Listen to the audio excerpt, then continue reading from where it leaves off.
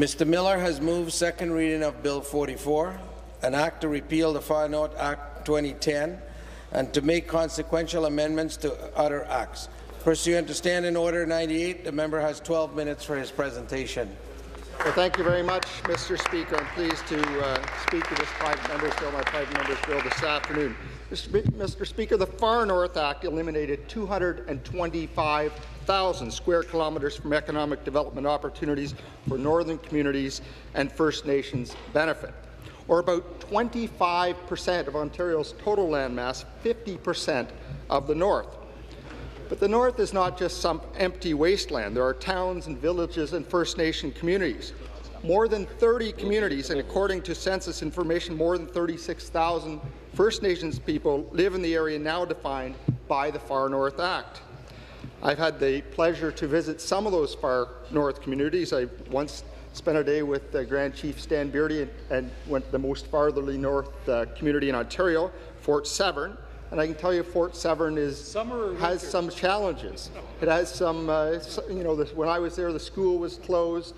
There's high unemployment. There's problems with drugs. We also then, on that same day, wanted to show a struggling community, one that was doing better. The one that was doing better was Webequie. And it happens to be right in the middle of the Ring of Fire, where this huge new chromite discovery, nickel discovery has been found. And there it was bustling. There was all sorts of economic activity, First Nations people involved in drilling and other activities to do with the mine, and some hope is what I would say. Quite a contrast. So it's easy for Mr. McGuinty to draw a line and say, forget about that place, but what about the people that live in the north? Government should be concerned with creating an environment that offers Northerners the same kinds of opportunities that we expect in Southern Ontario. Imagine if you tried to do that in Southern Ontario, declare half of Southern Ontario off limits, no agriculture, no housing, no industry. There'd be a revolt here. The Far North Act is simply bad public policy. It is possible to responsibly harvest renewable resources, particularly trees. And engineering technology makes it possible to mine responsibly. The green economy is not possible without the use of minerals and metals. Wind turbines, solar cells, hybrid vehicles are not possible without mining. The mining industry is the largest employer of First Nations people in Ontario. Safe, productive, well-paying jobs. There's a wealth of resources in the north. But with the Far North Act, we'll never know what's there. This province was built on a legacy of mining and forestry, and it could do so again responsibly. There are tens of thousands of jobs that could be realized in the north, but not if Mr. McGuinty continues to sever off huge tracts of Ontario and then subject them to economic ruin. What is the logic for arbitrarily deciding that 50% of the north is off limits to forestry, mining, and other activities? Monty Hummel. Patrick Moore, in the book Confessions of a Greenpeace Dropout, talks about protecting areas. He says, quote, "Of course it's important to maintain large areas of lands as parks and wilderness and make them off limits to industrial development for factories, managed forests, or farms. The World Wildlife Fund, one of the world's largest nature protection groups, states that 10% of the world's forests should be protected from development. I would have no problem with 15% or more, even more in some cases," close quote.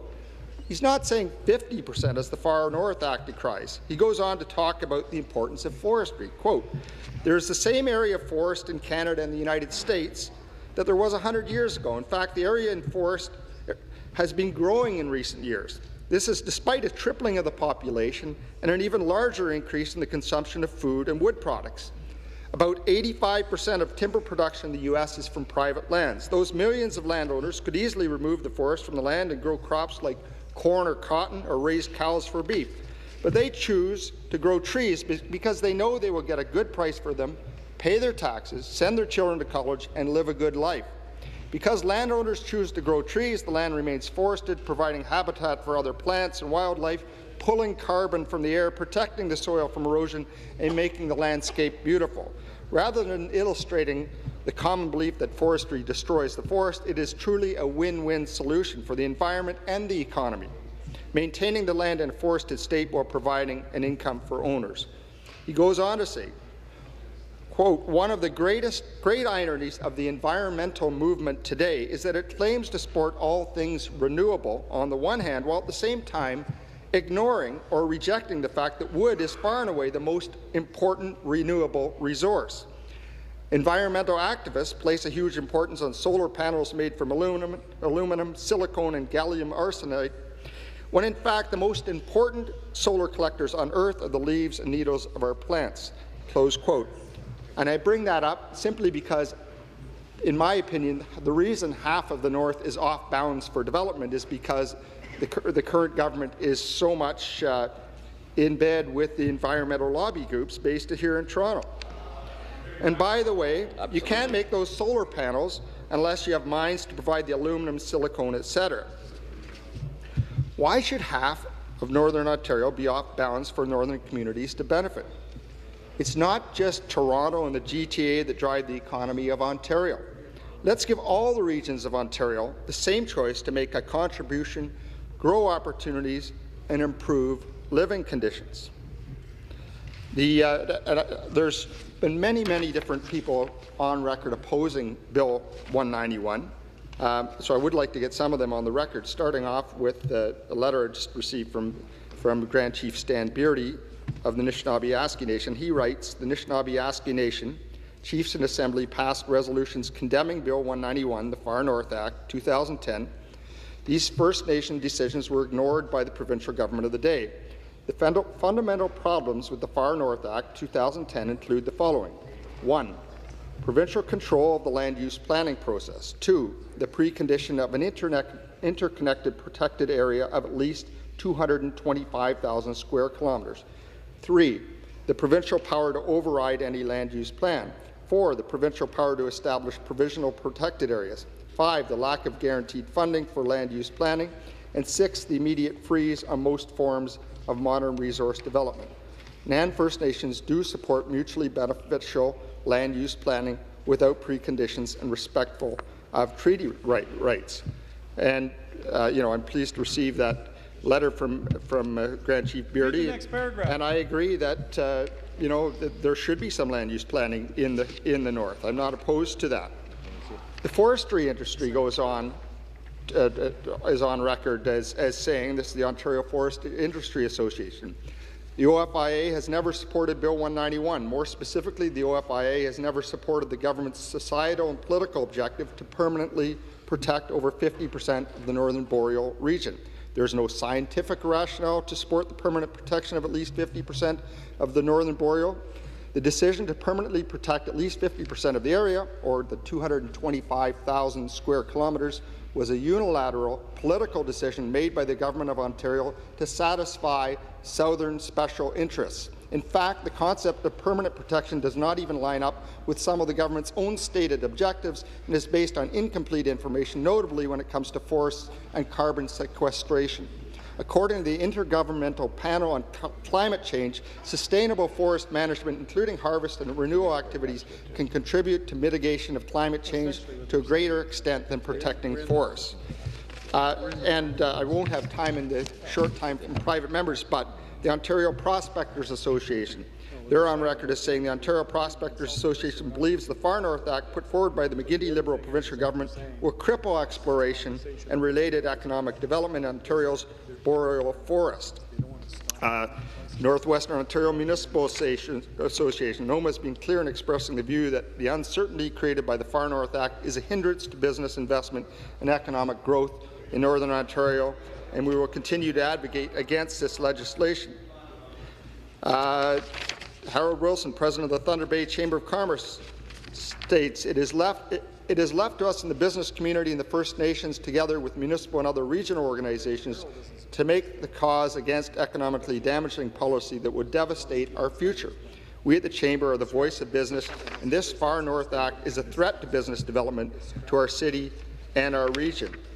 The Prospectors and Development Association states, it is our recommendation that Bill 191, the Far North Act, be withdrawn. The PDAC contends that Bill 191 in its present form would deprive all the citizens of Ontario, particularly First Nations communities that make up most of the population of the Far North, of the economic benefits and responsible mineral resource development can provide.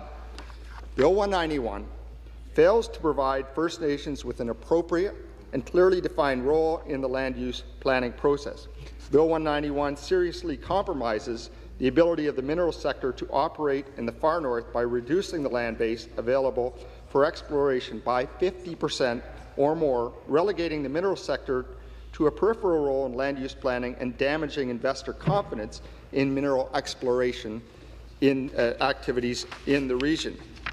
We should not start with prescribed limits that are not based on science and not based on the needs of the people. Indeed, land use planning in the far north should begin with widespread geological mapping and mineral exploration. And the Northwestern Ontario Prospectors Association state, I believe the Far North Act removes too much land from exploration and without the approval of the very people who live there, being the First Nations people. It seems unwise and unfair to remove such a large piece of Ontario from the possibility of generating wealth for both First Nations and the coffers of the Ontario government. As prospectors, we go out with hammer and packsec, and the footprint on the ground is minimal. The Whitewater Lakes First Nation state, we are in desperate situation of being almost totally engulfed by a provincial park. This has completely stymied our efforts to get involved in modern terms of economic development such as mining, forestry and hydroelectric projects. We cannot even get a road to our community. Ontario is prepared to put aside 50% of the far north for caribou, polar bears and wolverines. However, Indian reserves do not even amount to 1% of the area. Whitewater Lake has nothing. Why the disparity in treatment? So, Mr. Speaker, I have many more quotes from chambers of commerce, etc., that are opposed. I simply say the reason I'm opposed is this taking of 50% of the landmass of Northern Ontario away from the benefit of the people of the North in particular and all Ontario. I strongly object to. It will hurt Northern Ontario and hurt the entire economy of the province of Ontario. Thank you, Mr. Speaker. Thank you.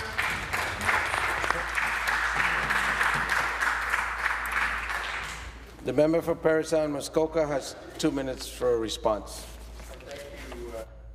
And thank you to all the speakers who have participated this afternoon in debate on the private member's bill number 44. Mr. Speaker, as the member from Timmins James Bay pointed out, Bill 191, the Far North Act, which Bill 44 would repeal, was not supported by many groups, particularly in the North. You know, First Nations, chambers of commerce, prospectors, the forestry sector, mining sector. I think about the only groups that did support the bill were groups like the World Wildlife Fund, the environmental lobby groups that like the fact that half of the North is off limits for the benefit, particularly of the people that live in the North, and for the First Nations and the communities in the North. And that is certainly the biggest problem I have with the Far North Act. You know, we have at this time the Ring of Fire, which is being developed in the North, and that was just discovered in the past 10 or so years. We don't know where the next Ring of Fire will be found, but that Ring of Fire can be a huge benefit for the 5 or so First Nation communities in closest proximity to it and places as far away as North Bay where industry will be supported.